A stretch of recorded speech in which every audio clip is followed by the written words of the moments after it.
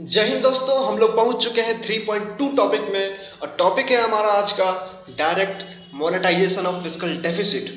तो इस टॉपिक में हम लोग देखेंगे फिस्कल डेफिसिट क्या चीज़ है, किस तरीके से फिस्कल डेफिसिट को गवर्नमेंट फाइनेंस करती है, और डायरेक्ट मोनेटाइजेशन क्या है, और डायरेक्ट मोनेटाइजेशन का हिस्ट्री क्या रह चुका है, और डायरेक्ट मोनेटाइजेशन अच्छा क्यों है, डायरेक्ट मोनेटाइजेशन बुरा क्यों है, कंसर्न्स क्या है, और वे फॉरवर्ड। सो ये टॉपिक में काफ़ी इकोनॉमिक टर्म्स है, इकोनॉमिक कंसेप्ट है। तो अगर आपने एनसीईआरटी जो है मैक्रो इकोनॉमिक एनसीईआरटी नहीं पढ़ा है तो हो सकता है इसमें थोड़ी बहुत दिक्कत होए, लेकिन मैं कोशिश करूँगा इसको आपको सही से ठीक से आसान भाषा में समझाने का। So let's begin this topic. Fiscal deficit क्या होता है? Basically income minus expenditure of the government is known as fiscal deficit. ठीक है, जितना कमाया माइनस कितना खर्चा किया, ठीक है, उसको बोलते हैं फिस्कल डेफिसिट। ओके, जनरली खर्चा जो होता है ज़्यादा होता है गवर्नमेंट का। ओके, अभी देखते हैं फिस्कल डेफिसिट को गवर्नमेंट जो खर्चा ज़्यादा हो जाती है उसको फाइनेंस कैसे करती है, कहाँ से पैसे लेके आती है। ठीक है, पहला पॉइंट है हमारा इनकरिंग डेट। गवर्नमेंट जो है ट्रेजरी बिल्स और बॉन्ड्स के जरिए मार्केट से पैसा उठाती है, कैपिटल मार्केट से। ठीक है, दूसरा expanding sources of revenue such as raising taxes. Government जो है टैक्स को रेज करती है, ठीक है, उससे ही पैसा कमाती है। Monetisation of fiscal deficit by printing of money. RBI जो है पैसा छाप के गवर्नमेंट को दे देती है, वहां से वो पैसा कमाती है। ठीक है, डायरेक्ट इनडायरेक्ट मोनेटाइजेशन। ठीक है, गवर्नमेंट जो है आरबीआई जो है बॉन्ड खरीदती है सेकेंडरी मार्केट से। ठीक है, सेकेंडरी मार्केट से बॉन्ड खरीदती है, कैसे? पैसा को छाप करके बॉन्ड खरीदती है, इसको बोलते हैं इनडायरेक्ट मोनेटाइजेशन।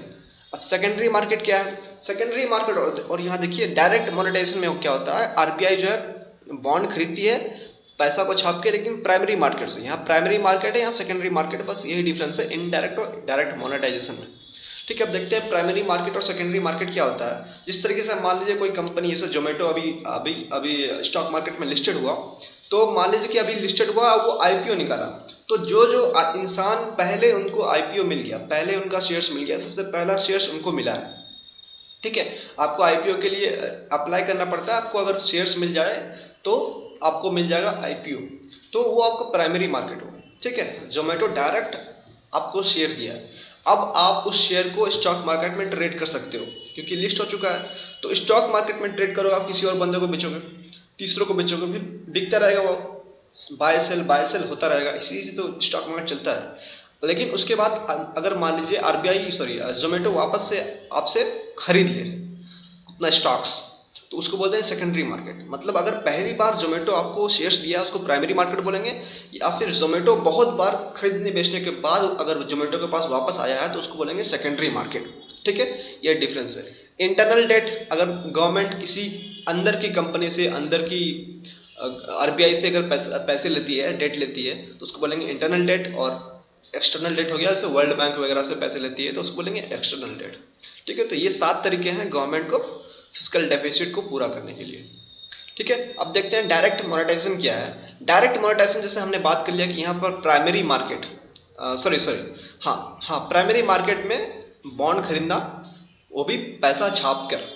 ठीक है, प्राइमरी मार्केट से बॉन्ड खरीदना पैसा छाप कर, इसको बोलेंगे डायरेक्ट मोनेटाइजेशन। लेकिन यहाँ पर बताया गया है कि direct monetisation may not necessary involve actual printing. Actual printing ऐसा हो, मतलब ज़रूरी तो नहीं, ऐसा हो सकता है कि अभी हम लोग इलेक्ट्रॉनिक का ज़माना है, पेटीएम का ज़माना है, भारत पे का ज़माना है, फ़ोन पे का ज़माना है। तो अभी आरबीआई क्या करती है, डायरेक्ट गवर्नमेंट के अकाउंट में 1 लाख करोड़ या जो भी डालना है वो डाल देती है, बोल देती है कि आप ये पैसा रख लो, ये हो गया आप। ठीक है, हमको एक्चुअल पैसा छापने की जरूरत नहीं है क्योंकि पैसा छापने में बहुत पैसा खर्चा होता है। और जो हमने पिछले महीने का आरबीआई सरप्लस वाला जो टॉपिक किया था, मैं लिंक डाल दूंगा नीचे में, उसमें बताया गया था कि 12% of the expenditure of the RBI, 12% of the total expenditure of the RBI is used in printing of money.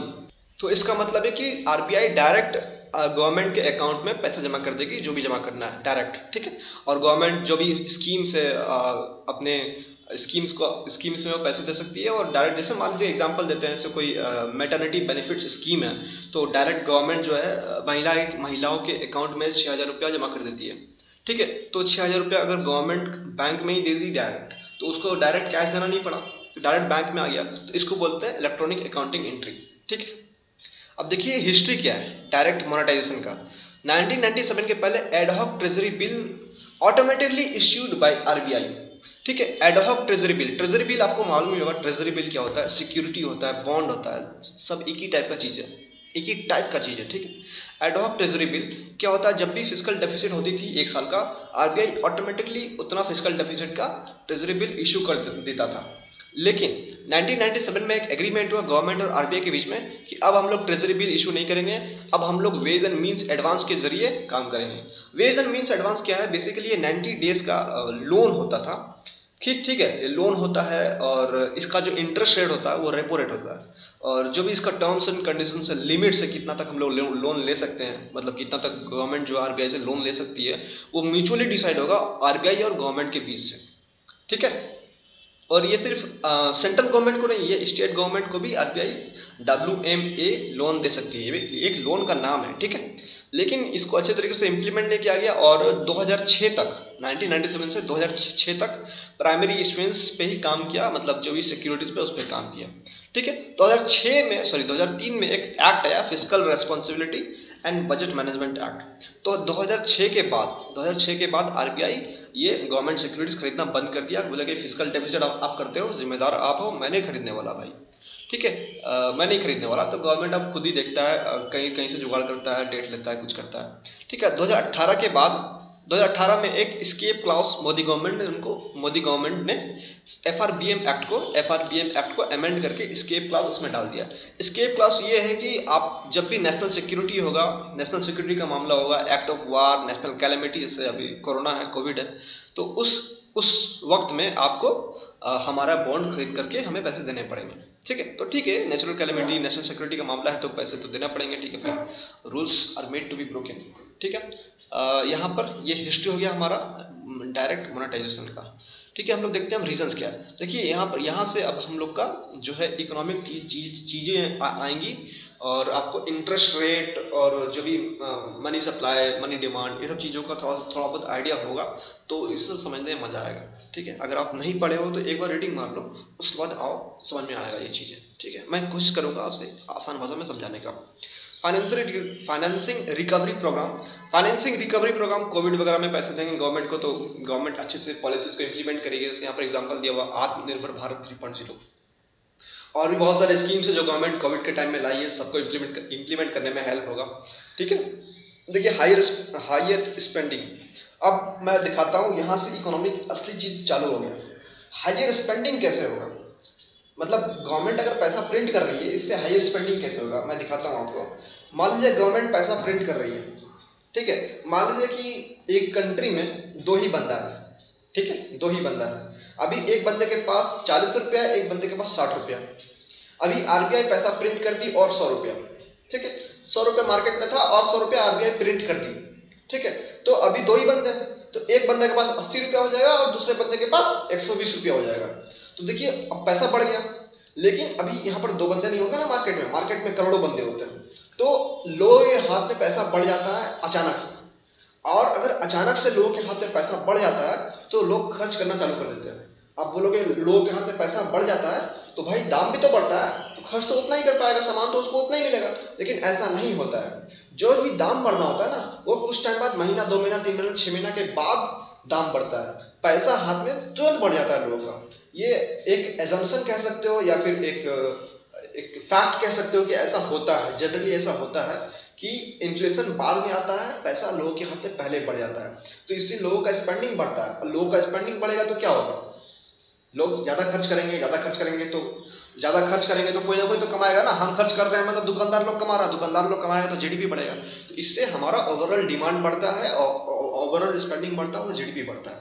मतलब आप समझ रहे हो, अगर हम लोग मनी सप्लाई बढ़ाएंगे, अगर आरबीआई मनी छापता है तो हम लोग का जीडीपी भागता है, और शॉर्ट टर्म में भागता है, लॉन्ग टर्म में नहीं भागेगा। लॉन्ग टर्म में फिर बराबर हो जाएगा। ठीक है। क्योंकि लॉन्ग टर्म में दाम भी बढ़ जाएगा इन्फ्लेशन के कारण।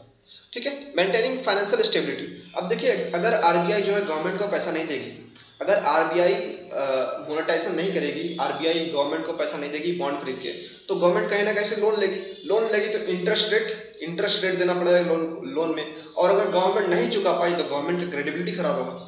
ठीक है, गवर्नमेंट डिफॉल्ट करेगी तो गलत बात है। और इंटरेस्ट रेट पे कैसे फर्क पड़ेगा, यहाँ देखिए इंक्रीज इंटरेस्ट रेट कैसे फर्क पड़ेगा। मान लीजिए कि कोई बैंक है जिससे गवर्नमेंट लोन लिए, अभी हमको अगर कोई सामान खरीदना होता है, मान लीजिए कि प्याज खरीदना है, तो अगर सामने वाला जो दुकानदार है उसको मालूम हो कि हम यही प्याज हम ही से खरीदेगा, तो वो दाम बढ़ा देगा। समझ रहे हो, दाम बढ़ा देगा, ये तो खरीदने आएगा ही, इसको तो जरूरत है। तो उसी तरीके से यहाँ पर काम करता है। अगर बैंक को मालूम चल गया कि गवर्नमेंट को अभी हमसे लोन लेना ही पड़ेगा, तो गवर्नमेंट जो इंटरेस्ट रेट बढ़ा देगा, बोलेगा नहीं इतना में नहीं, हम 10% नहीं, हम 12% इंटरेस्ट लेंगे भैया, ठीक है तभी देंगे। तो उससे जो है इंटरेस्ट रेट बढ़ जाएगा। ठीक है, ये बेसिकली सप्लाई डिमांड है। अगर डिमांड बढ़ता है कोई चीज का, अगर डिमांड बढ़ेगा लोन का, तो लोन का दाम बढ़ जाएगा, बेसिकली है।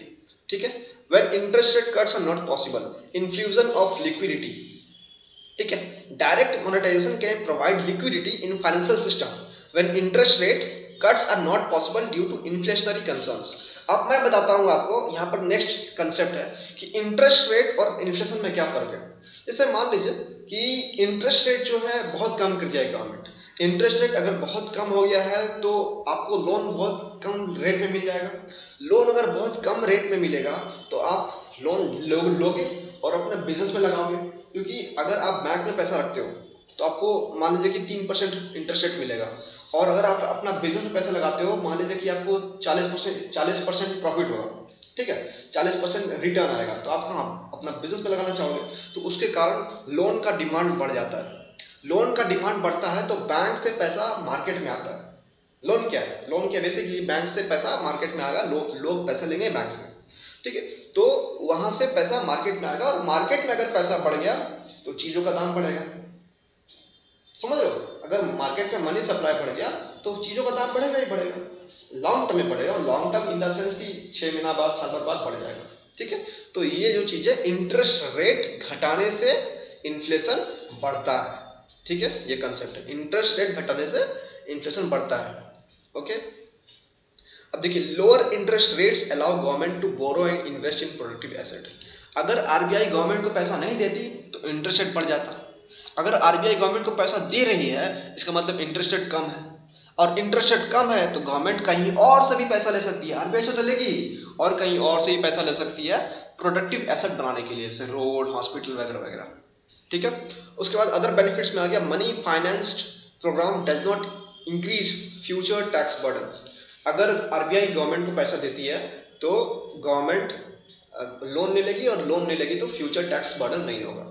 ठीक है, तो ये सारे पॉइंट ले सकते हैं, और ये सारे पॉइंट बहुत अच्छे पॉइंट है, और ये सारे पॉइंट्स को बहुत जगह हम लोग यूज कर सकते हैं। इसमें 3-4 कंसेप्ट थे, बहुत इंपॉर्टेंट कंसेप्ट है, बहुत ज़्यादा इंपॉर्टेंट कंसेप्ट है, बिल्कुल याद कर लीजिएगा, बहुत इंपॉर्टेंट चीज़ है ये। ठीक है, concerns regarding use of direct monetisation. Concerns क्या है, जैसे कि मैंने बताया कि शॉर्ट टर्म में इन्फ्लेशन नहीं बढ़ता, लेकिन लॉन्ग टर्म में इन्फ्लेशन बढ़ जाता है, और महंगाई से तो दिक्कत होता है भाई। पेट्रोल देखो दाम कहाँ पहुंच गया है, अपना जो सरसों तेल जो लोग खाना बनाते हैं 200 रुपये लीटर हो गया, तो भाई बहुत दिक्कत है इसमें। ठीक है, इन्फ्लेशन तो दिक्कत है ही लॉन्ग टर्म में, शॉर्ट टर्म में आपका जीडीपी बढ़ जाएगा, लेकिन लॉन्ग टर्म में दिक्कत हो जाएगा। Timing of money to be printed being decided by the government. ठीक है, जब गवर्नमेंट को जरूरत है तब पैसा प्रिंट हो रहा है, मतलब क्या हो रहा है भाई, आरबीआई क्रेडिबिलिटी खराब हो रहा है कि आरबीआई गवर्नमेंट का सुन रहा है, आरबीआई इंडिपेंडेंट नहीं है, तो क्रेडिबिलिटी का बात है। May hurt fiscal prudence. India has already repeatedly pushed back its target of achieving 3% fiscal deficit. अभी जो है आरबीआई अगर गवर्नमेंट को पैसा दे देगी, गवर्नमेंट बोलेगा हाँ भाई पैसा तो मिल ही रहा है, खर्च करो, खर्च हम लोग करेंगे, आरबीआई पैसा देगा, और नाम तो हमारा होगा कि हमने पॉलिसी इंप्लीमेंट किया है। ठीक है, पार्टी को वोट हमको मिलेगा, तो भाई और क्या फर्क क्या पड़ता है, फिस्कल डेफिसिट बढ़ाते रहो और ब्याज पैसा मिलते रहेगा। ठीक है, तो ये गलत बात है। फिस्कल डोमिनेंस, ठीक है, आरबीआई जो सेंट्रल बैंक है उसको फोर्सफुल्ली वो गवर्नमेंट को पैसा देना पड़ता है, क्योंकि अगर नहीं देगी तो माइक्रो इकोनॉमिक स्टेबिलिटी खराब हो जाएगा, इंटरेस्ट रेट पे फर्क आएगा, इंटरेस्ट रेट बढ़ जाएगा, तो माइक्रो इकोनॉमिक स्टेबिलिटी को मेंटेन करने के लिए आरबीआई को पैसा देना पड़ता है फोर्सफुल्ली। ठीक है, ये पॉइंट बहुत ज्यादा हद तक सिमिलर है इस वाले पॉइंट से, लेकिन मैं बताता हूँ इसमें एक चीज है, फिस्कल डोमिनेंस। फिस्कल डोमिनेंस मतलब फिस्कल पॉलिसी जो है मॉनेटरी पॉलिसी पे भारी पड़ रहा है।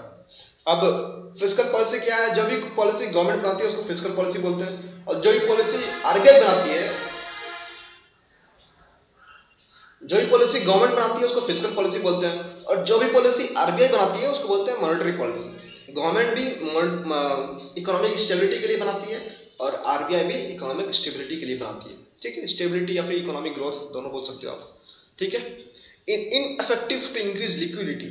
ठीक है, अभी गवर्नमेंट क्या करती है, गवर्नमेंट पैसा भेजती है। मान लीजिए जो मैंने एग्जांपल दिया था ऊपर मैटरनिटी बेनिफिट्स वाला, अगर मान लीजिए उस औरत के अकाउंट में 6,000 रुपये डाला गवर्नमेंट, और उस औरत ने उस 6,000 रुपये को यूज नहीं किया, ठीक है, तो बैंक क्या करेगी, बैंक उस पैसों को लेकर के देखेगी मार्केट में अभी लोन तो कोई लोग ले नहीं रहा है, तो हम लोग क्या करते हैं, उस पैसों को ले करके हम लोग डाल देते हैं वापस में आरबीआई में। आरबीआई में एक रिजर्व होता है जो हर एक बैंक को रखना मैंडेटरी होता है कि आपको इतना रिजर्व रखना पड़ेगा। तो बैंक क्या करती है ना, अगर उसके पास पैसा ज़्यादा होता है तो वो जाकर के उस पैसे को ले करके आरबीआई का रिजर्व में डाल देती है, और वहाँ से उसको इंटरेस्ट रेट मिलता है। अगर कोई बैंक आरबीआई को पैसे देती है तो उसको इंटरेस्ट रेट मिलता है। ठीक है, ये हमने बात किया था पिछले वाले टॉपिक में, जो आरबीआई सरप्लस वाले टॉपिक में बात किया था, तो उसमें बात किया था ओपन मार्केट ऑपरेशन क्या होता है, reverse rate sorry repo rate क्या होता है, रिवर्स रेपो रेट क्या होता है, उन सब चीज़ों में मैंने बात किया था कि अगर कमर्शियल बैंक पैसे लेगी तो क्या होगा, कमर्शियल बैंक पैसे देगी तो क्या होगा। ठीक है, depreciation of currency, Indian rupee to depreciate. ठीक है, इंडियन रुपी डेप्रिशिएट होगा तो ये एक गलत बात है, क्योंकि अगर पैसे छापेगी तो इन्फ्लेशन बढ़ेगा, और इन्फ्लेशन बढ़ेगा तो इंडियन रुपी डिप्रिशिएट होगा। लेकिन ये मुझे नहीं लगता कि ये यहाँ पर लिखना चाहिए, क्योंकि एक तरीके से कह सकते हैं, सही है, लिख सकते हैं, लेकिन एक तरीके से कहा जाए तो इंडियन रुपी जो होता है डिप्रिशिएट होता है, और गवर्नमेंट कभी कभी ना, मैं अलग बात कर रहा हूँ, ठीक है, ये अलग बात कर रहा हूँ, इससे रिलेटेड नहीं है। ठीक है, इंडियन गवर्नमेंट या आरबीआई कभी कभी जानबूझकर इंडियन रुपी को डिप्रिशिएट करती है। मैं आपको एग्जांपल देता हूँ क्यों डिप्रिशिएट करती है, क्यों फायदा होता है जानबूझकर करने से, तो क्या फायदा होता है, सॉरी। तो मान लीजिए कि आप यूएसए कोई बंदा है, ठीक है, यूएसए कोई सिटीजन है, वहां पर आपको $1 में 70 रुपये मिल रहा है अभी। ठीक है, अगर इंडियन रुपी को डिप्रिशिएट कर दिया जाए तो $1 में 90 रुपये मिलेगा। मान लीजिए कि 70 से 90 कर दिया हम लोग, ठीक है, $1 में 90 रुपये मिलेगा। तो वो बंदा सोचेगा कि देखो भाई 1 किलो केला हमको 70 रुपये में मिल रहा था, सॉरी $1 में हम लोग को 1 किलो केला मिल रहा था इंडिया से। अभी हम लोग को $1 में, सॉरी $1 में 1.5 दर्जन केला मिलेगा। मान लीजिए पहले कि 70 रुपये में 7 पीस केला मिल रहा था, अभी एक ही डॉलर में मुझे 9 पीस केला मिलेगा, क्योंकि मैंने जैसे बताया कि इन्फ्लेशन जो है बाद में आता है। ठीक है, पहले पैसा बढ़ जाता है। ठीक है, तो यहीं पर पहले कल 7 रुपये मिल रहा था और आज 9 रुपये में केला, सॉरी कल 7 पीस केला मिल रहा था और आज 9 पीस केला मिल जाएगा। तो मतलब वो बंदा सोचेगा कि यही टाइम है हम लोगों को एक्सपोर्ट करने का, सॉरी इंपोर्ट करने का, मतलब इंडिया एक्सपोर्ट करेगा, वो लोग इंपोर्ट करेंगे, तो हम लोगों का क्या होगा, एक्सपोर्ट बढ़ेगा। तो इसीलिए गवर्नमेंट कभी कभी देख करके, हाँ भाई ये सही टाइम है, यहाँ पर हम लोग डिप्रेशन करेंगे तो यहाँ पर हम लोगों का एक्सपोर्ट बढ़ जाएगा, तो इसीलिए भी गवर्नमेंट कभी कभी इंडियन रुपी को डिप्रेशिएट करती है। और भी बहुत सारे रीजंस हैं, स्टडी आईक्यू पे एक वीडियो होगा, मैं आपको देखूंगा, अगर मिलेगा तो मैं लिंक डाल दूंगा नीचे, कि depression of currency how it helps, कैसे डिप्रेशन ऑफ करेंसी मदद करता है। लेकिन ये एक बात है जो हम लोग जनरली इंडियन सोचते हैं ना कि हाँ भाई करेंसी हम लोग का कितना पहले आज़ादी के टाइम में क्या था और अभी कैसा है, तो क्या कर दिया सरकार सब, तो हम लोग एक तरीके से नेगेटिव व्यू बना के रखे हैं, तो उस व्यू को हम लोग यहाँ लिख सकते हैं। ठीक है, और यहाँ पर अभी देखिए वे फॉरम में क्या लिखा हुआ, इंश्योर प्रोडक्टिव स्पेंडिंग डिसीजंस, जो भी गवर्नमेंट को पैसा मिल रहा है आरबीआई से उसको सही जगह स्पेंड करे, करप्शन नहीं करे। ठीक है, कोविड बॉन्ड्स, जो भी गवर्नमेंट आरबीआई से पैसा उठा रही है, जो भी बॉन्ड्स वगैरह लेके, तो डायरेक्टली वो पब्लिक से उठा सकती है कोविड बॉन्ड्स के थ्रू। ठीक है, और यहाँ पर देखिए GSAP, government securities acquisition programme, जो आरबीआई जो है बॉन्ड वगैरह खरीदती है ना, वो ऑलरेडी खरीदती रहती है, गवर्नमेंट को उसको फोर्स नहीं करना चाहिए खरीदने के लिए। ठीक है, जो स्कीम क्लास लेकर आके गवर्नमेंट बोला है कि नहीं खरीदना पड़ेगा, मैंडेटरी है, तो ये ज़रूरत नहीं था, क्योंकि आरबीआई जो है हर साल, मतलब हर साल नहीं, मतलब कि ऑन द रेगुलर बेसिस वो GSAP में खरीदते रहती है। ठीक है, बॉन्ड देखिए यहाँ पर $1 ट्रिलियन का बॉन्ड खरीदना था उसको, GSAP 2.0 में 1.2 ट्रिलियन का बॉन्ड्स खरीदना था। ठीक है, तो ये आरबीआई ऑलरेडी करती रहती है, गवर्नमेंट को इसको इंटरफेयर नहीं करना चाहिए। तो ये 3 तरीका है आरबीआई यूज़ कर, सॉरी गवर्नमेंट को यूज़ कर लेना चाहिए कि गवर्नमेंट को यूज़ करना चाहिए और आरबीआई को इंडिपेंडेंट छोड़ देना चाहिए, आरबीआई को फोर्स नहीं करना चाहिए। ठीक है, ये कंक्लूजन है। यहाँ आप जो मन चाहे वो लिख सकते हैं, जो भी अच्छी अच्छी बातें लिख दीजिए। ये कोविड-19 है, यहाँ पर सबको सपोर्ट करना चाहिए, आरबीआई को देख कर करना चाहिए, और आरबीआई के पास बहुत पैसा है ऑलरेडी। हम लोग देखे थे पिछले टॉपिक में कि 1/7 एक्सपेंडिचर होता है, आरबीआई के पास बहुत पैसा रहता है। तो ये सब चीज़ें कोविड में लिख सकते हैं हम लोग। और बाकी ये टॉपिक हमारा ख़त्म हो गया। तो मिलेंगे आपसे नेक्स्ट टॉपिक में। Thank you for listening.